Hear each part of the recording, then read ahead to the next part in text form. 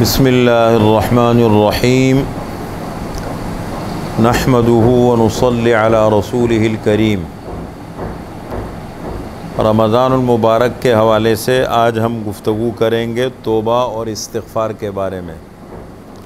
کل کے درس میں ہم نے ذکر کیا تھا روزوں کا مقصد، روزے اللہ تعالیٰ نے کیوں فرض کیے ہیں، اور آج ہم بتائیں گے توبہ اور استغفار کی اہمیت اور فضیلت کے بارے میں۔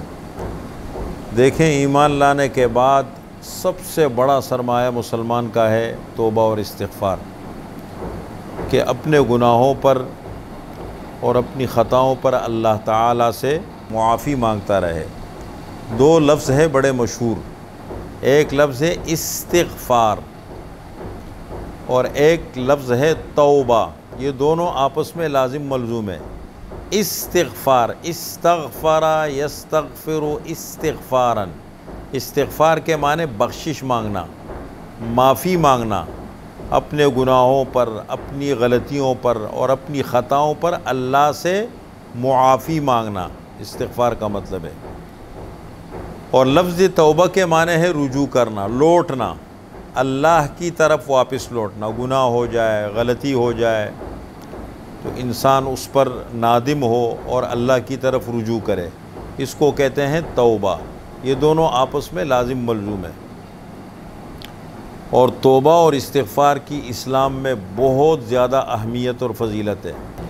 ابلیس کہتا ہے اہلکت الناس بالذنوب، میں نے انسانیت کو ہلاک کیا گناہوں میں ڈال کر کے، وَأَهْلَكُونِي بِالْإِسْتِغْفَارِ وَبِلَا إِلَٰهَ إِلَّا اللَّهِ، اور لوگوں نے مجھے ہلاک کیا استغفار اور لا الہ الا اللہ کے ذریعے۔ میں کوشش کرتا ہوں، محنت کرتا ہوں، منصوبہ بناتا ہوں، انسان سے گناہ کرواتا ہوں، اور انسان کہتے ہیں اللہ مجھ سے غلطی ہو گئی، مجھ سے گناہ ہو گیا، مجھے معاف فرما دے، میرے سارے منصوبوں پر پانی پھیر دیتا ہے۔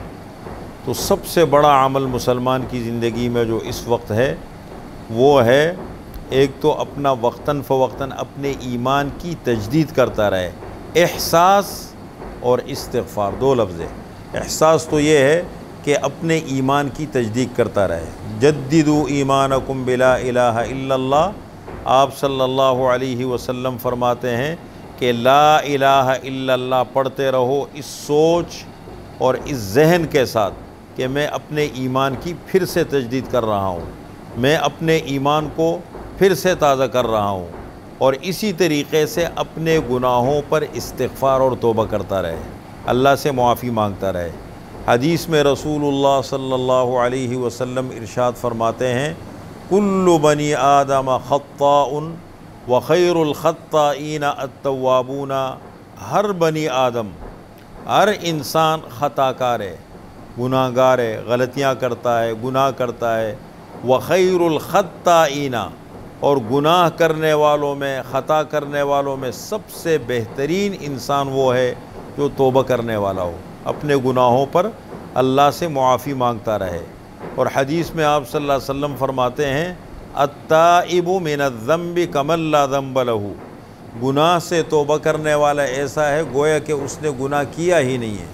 اگر دل سے اپنے گناہوں پر اللہ سے معافی مانگے اور اصول کا خیال رکھیں تو اللہ تعالیٰ گناہوں کو بالکل مٹا دیتے ہیں۔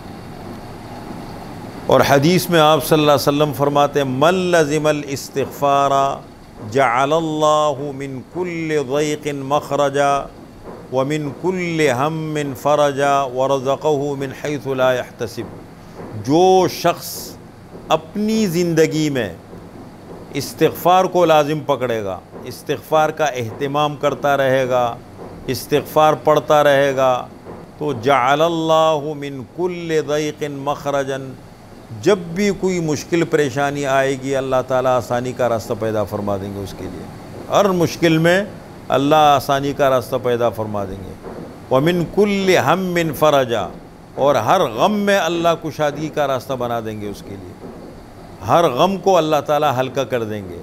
وَرَزَقَهُ مِنْ حَيْثُ لَا يَحْتَسِبْ، اور اس کے رزق میں ایسی برکت عطا فرما دیں گے، ایسی جگہ سے اس کو رزق دیں گے کہ اس کے وہم و گمان میں بھی نہیں ہوگا۔ بہت بڑی نعمت ہے اللہ تعالیٰ کی توبہ اور استغفار۔ حدیث میں آپ صلی اللہ علیہ وسلم فرماتے طوبیٰ لمن وجد فی صحیفتہ استغفارا کثیرا، خوشخبری ہے اس شخص کے لیے کہ قیامت کے دن جب اس کا نامہ عمل کھولا جائے تو سب سے زیادہ اس میں استغفار ہو۔ جس شخص کے نامہ عمل میں، اعمال نامے میں کثرت سے استغفار ہو، اس کے لیے خوشخبری ہے۔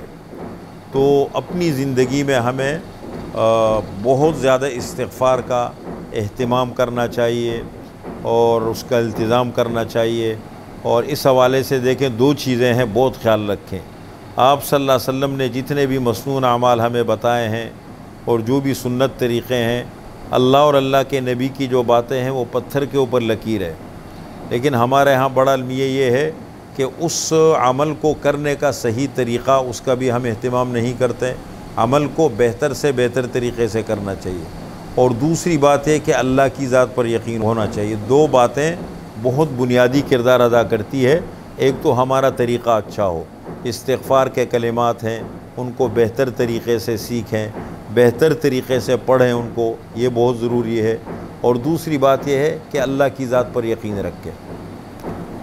استغفار کے مختصر سے مختصر کلمات ہیں استغفر اللہ، استغفر اللہ، استغفر اللہ، یہ مختصر کلمات ہیں۔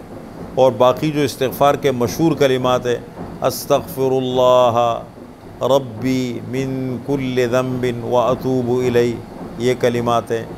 اور استغفر اللہ الذی لا الہ الا هو الحی القیوم واتوب الیہ، یہ استغفار کے کلمات ہیں۔ سید الاستغفار کے الفاظ بھی آتے ہیں حدیث میں، اللہم انت ربی لا الہ الا انت خلقتنی وانا عبدک وانا علی عہدک ووعدک ما استطعت اعوذ بک من شر ما صنعت ابوء لک بنعمتک علی وابوء بذنبی فاغفر لی فانہ لا یغفر الذنوب الا انت، یہ استغفار کے کلمات ہیں۔ یہ سید الاستغفار کہلاتا ہے۔